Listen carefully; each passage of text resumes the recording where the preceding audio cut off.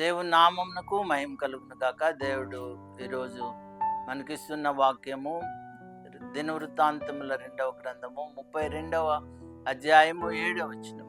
మీరు దిగులు పడకుడి, భయపడకుడి అని దేవుని వాక్యము మనకు సెలవిస్తూ ఉంది. దేవుడు చెప్తూ ఉన్నాడు, ఇశ్రాయేలీలతో చెప్తున్నాడు, మీరు దిగులు పడకుడి, భయపడకుడి. ఈ రెండు మాటలు మన జీవితంలో చాలా అవసరం. మనం అనేక సార్లు దిగులు పడుతూ ఉంటాం, అధైర్యపడుతూ ఉంటాం, ధైర్యాన్ని కోల్పోతూ ఉంటాం, హృదయంలో వేదన కలిగి ఉంటాం.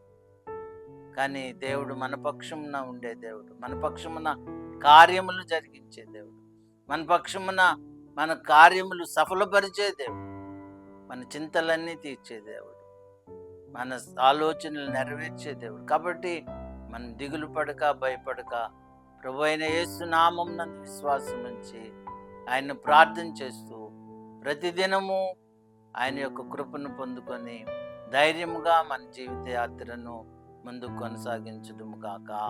ఆమేన్.